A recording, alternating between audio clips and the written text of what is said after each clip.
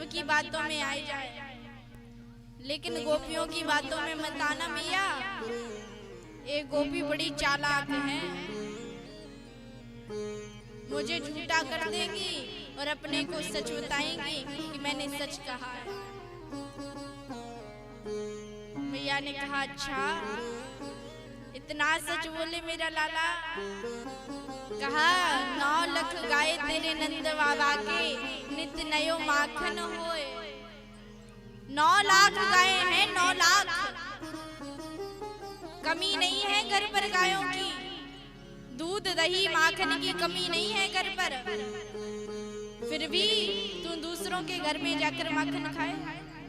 कन्हैया ने कहा मैया एक बात बताओ, मुझे घर का माखन अच्छा नहीं लगता, मुझे तो प्रेम का माखन अच्छा लगता है।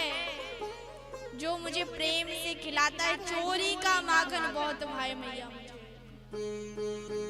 जो मैं खुद कमा के माखन खाऊं वो मुझे अच्छा लगता है। फ्री में जो माखन मिलता है मैया वो अच्छा नहीं लगता। जो मैं खुद कमाता हूँ अपनी मेहनत से, वह माखन मैं खाता हूँ, वह मुझे अच्छा लगता है। भगवान के प्रेम में जो रंग जाए, भगवान की भक्ति में जो रंग जाए, वही सच्चा भक्त है।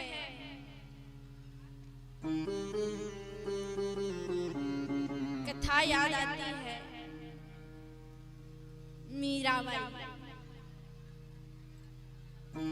भक्तिमती मीराबाई, जो भगवान के प्रेम में, भगवान की भक्ति में हमेशा रंगी रहती थी। राजस्थान में राठौर रतन सिंह के यहाँ पर मीराबाई ने जन्म लिया था। जब मीराबाई छोटी थी तब उनके घर पर एक संत आए, तो उनके संत के पास में एक गिरधर लाल जी की मूर्ति थी। मीरा ने पूछा कि बाबा यह मूर्ति किसकी है, आप इसकी पूजा क्यों करते हो? बाबा ने कहा बेटा यह मूर्ति गिरधर लाल जी की है, मैं इसकी पूजा करता हूँ। इसके पूजा करने से सब कुछ मिल जाता है। मीरा ने कहा बाबा आप एक काम करोगे, ये मूर्ति आप मुझे दे दो। बाबा ने कहा हम नहीं दे पाएंगे आपको, ये हमारे गिरधर लाल जी हैं, हम नहीं देंगे। संत भाई अपनी मूर्ति लेकर साथ में चले गए, लेकिन गिरधर लाल जी ने संत को चैन से बैठने नहीं दिया। संत ने फिर वापस आकर मूर्ति देनी पड़ी मीरा को। मीरा ने उस मूर्ति को लिया, उसमें साक्षात ईश्वर का स्वरूप माना करती थी, साक्षात गिरधर लाल जी को माना करती थी।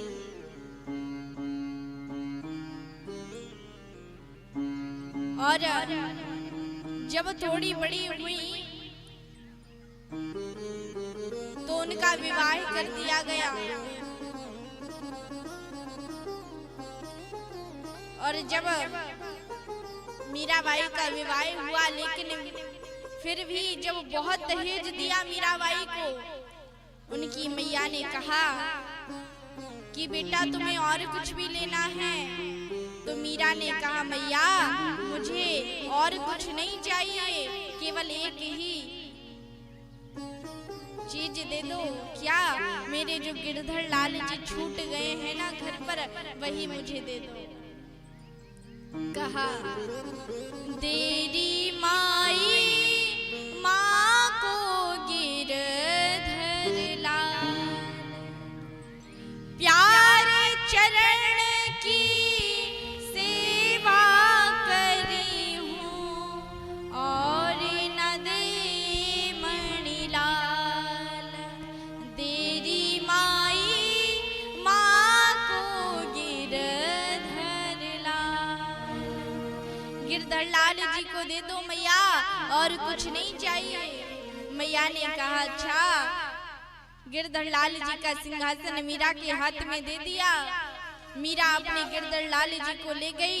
जब विवाह में फेरे लिए अपने पति के साथ में। तब गिरधर लाल जी को अपने पास में रख लिया, उनके साथ में भी फेरे ले लिए। मीरा जब अपने ससुराल में आई, सास ने कहा कि पार्वती जी की पूजा करने के लिए मंदिर में जाना है, चलो साथ में। मीरा ने कहा कि गिरधर लाल जी के सिवा मेरा कोई नहीं है, मैं उनकी पूजा के अलावा और किसी की पूजा नहीं करूंगी। सासू जी ने कहा कि यह तो पूजा का नियम है, करना पड़ेगा।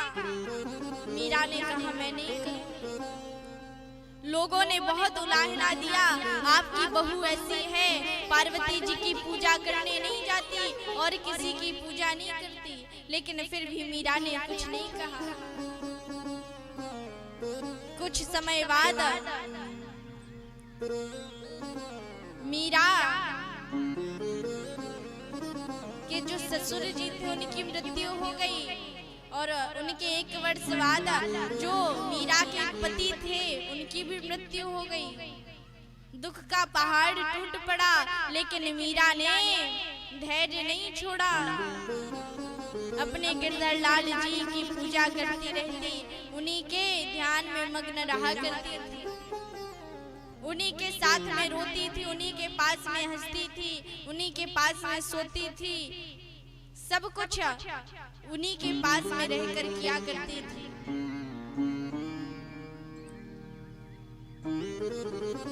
सिंहासन पर मीरा के दूसरे देवर को बिठाया गया। मीरा को देखा, मीरा के घर पर संतों का आना लगा रहता था। मीरा संतों के साथ में नृत्य किया करती थी, संतों के साथ में भजन किया करती थी। ये सब अच्छा नहीं लगा, किसी को भी, उनकी सास को अच्छा नहीं लगा, देवर को अच्छा नहीं लगा कि संतों के साथ में मीरा नाचती है, गाती है, उन्हीं के साथ में रहा करती है। यह सब अच्छा नहीं लगा। तब मीरा के पास में टोकरी में बंद कर शालिग्राम जी और तुलसी जी के माला के नाम से एक सर्प भेजा गया, जिसमें नागिन बंद थी। और सोचा सबने कि जैसे ही मीरा इसे खोलेगी, सांप डस लेगा, इसकी मृत्यु हो जाएगी। मारने का प्रयास किया परिवार वालों ने, लेकिन मीरा को जैसे ही उस टोकरी को खोला तो देखा उसमें सुंदर से शालिग्राम जी बैठे हुए हैं, तुलसी जी की माला है।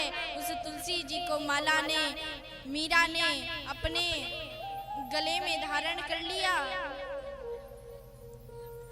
शालिग्राम जी को अपने पास में बिठा लिया। जब सभी को पता चला कि हमने तो मीरा को